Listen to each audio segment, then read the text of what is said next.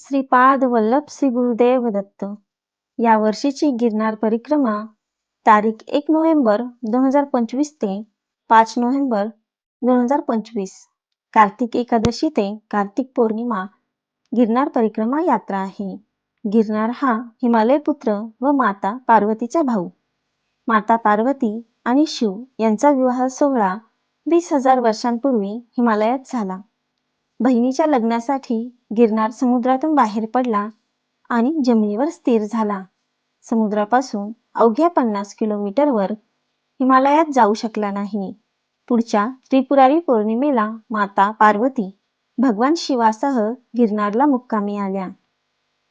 शिव पार्वती विवाहात सर्व देव, ऋषी, तीर्थ, नवग्रह, अष्टसिद्धी, नवनिधी, 52 वीर, 64 मातृका, 11 जलदेवता, 9 नाग, अष्टवसू, कुबेर, भंडारी आले होते.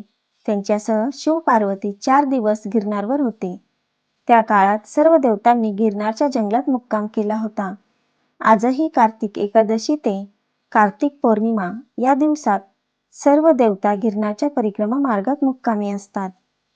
परिक्रमेत 5 रात्री मुक्काम करावा. कमीत कमी 1 रात्र मुक्काम करावा म्हणजे या देवतांचे सानिध्य व आशीर्वाद मिळतात. याकरता ही परिक्रमा केली जाते. शास्त्रानुसार एकूण 3 गिरनार परिक्रमा केल्या की एका कैलास यात्रेचे पुण्य मिळते. गिरनार पर्वत उजव्या हाताला ठेवून त्याला प्रदक्षिणा घालणे यालाच परिक्रमा करणे असे म्हणतात. पुरातन काळापासून सदर परिक्रमा चालू आहे. गिरनारच्या भोवतीने पूर्ण जंगल आहे, जे सध्या फॉरेस्ट डिपार्टमेंटच्या अखत्यारीत आहे. वर्षभर आपल्याला या जंगलात प्रवेश मिळत नाही. फक्त या परिक्रमेच्या कालावधीत 5 दिवस सर्वांसाठी प्रवेश मिळतो. या जंगलात मुंगी, विंचूपासून ते सिंहापर्यंत भरपूर प्राणी आहेत. पण या 5 दिवसात हे प्राणी आपल्याला काहीही त्रास देत नाहीत. ही दत्तगुरूंचीच कृपा आहे. देव आणि त्यांचे गण हे सुद्धा या कालावधीत परिक्रमेसाठी येतात आणि परिक्रमा करतात अशी आख्यायिका आहे. ही परिक्रमा केल्याने आपल्या हातून कळत नकळत घडलेल्या अनेक पापांची मुक्ती मिळते. त्यामुळे प्रचंड संख्येने भक्त मंडळी ही परिक्रमा करतात. आपल्यासारख्या सामान्य माणसांपासून ते साधू संत आणि देवसुद्धा ही परिक्रमा करतात. त्यामुळे परिक्रमा करताना या सत्पुरुषांचे दर्शन, आशीर्वाद मिळाल्यास सोने पे सुहागा. गिरनार परिक्रमेचा मार्ग हा पूर्णपणे जंगलातून जातो. 3 डोंगर चढणे आणि उतरणे, त्यात तीव्र चढ आणि अतितीव्र उतार असे स्वरूप आहे. चारी बाजूने घनघोर जंगल, उंच झाडे, झावळ्या, मोठे मोठे वृक्ष यामधून दत्तभक्त परिक्रमा करत असतात. ही परिक्रमा कार्तिकी एकादशी ते त्रिपुरारी पौर्णिमा या 5 दिवसात करतात. घनदाट जंगलातून जाणारा मार्ग हा काटेकुटे, दगडे यांनी घेरलेला आहे. तरीही श्रद्धस्थ भक्त मंडळी उत्साहाने आणि श्रद्धेने हा मार्ग सोपा बनवितात.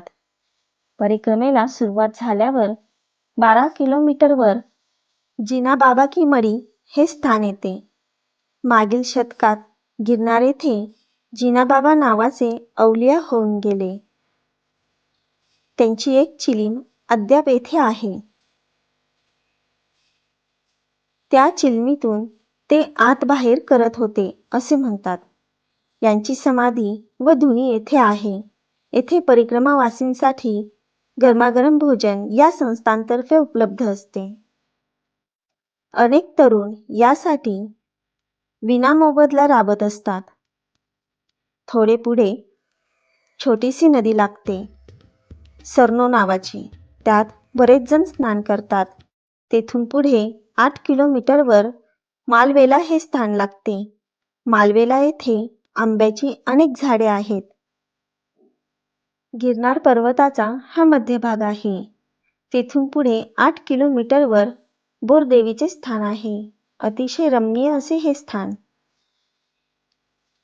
विग्रह आणि मंदिर दोन्ही नितांत सुंदर आहेत. परिक्रमेतील शेवटचा टप्पा हा बोरदेवी ते तलेटी हा मार्ग परिक्रमावासींसाठी अतिशय सरळ आहे. तलेटी म्हणजे गिरनार पर्वताच्या पहिल्या पायरीजवळ आल्यावर ही परिक्रमा पूर्ण होते. परिक्रमेचे एकूण 38 किलोमीटर अंतर आहे. काही जण पहाटे 5ला निघून संध्याकाळी 7 पर्यंत पूर्ण करतात. आपल्या चालण्याच्या स्पीडवर अवलंबून आहे, तर काही जण 2 दिवसात करतात. स्थानिक भक्तजन 4 दिवस परिक्रमेत असतात. एक रात्र तरी जंगलात मुक्काम आवश्यक आहे, म्हणजे गिरनार परिक्रमा पूर्ण होते. कार्तिक शुद्ध एकादशीपासून गिरनार परिक्रमेला सुरुवात केली जाते. भवनाथ म्हणजेच तलेटी येथील दुधेश्वर शिव मंदिरापासून सुरुवात करतात. संपूर्ण परिक्रमेचा मार्ग हा घनदाट जंगलातून जातो. या परिसरात वाघ, सिंहाचा वावर जास्त असतो.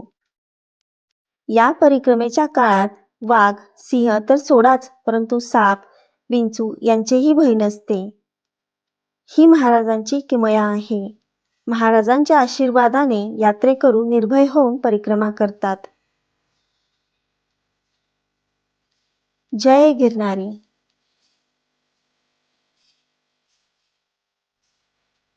श्री गुरुदेव दत्त.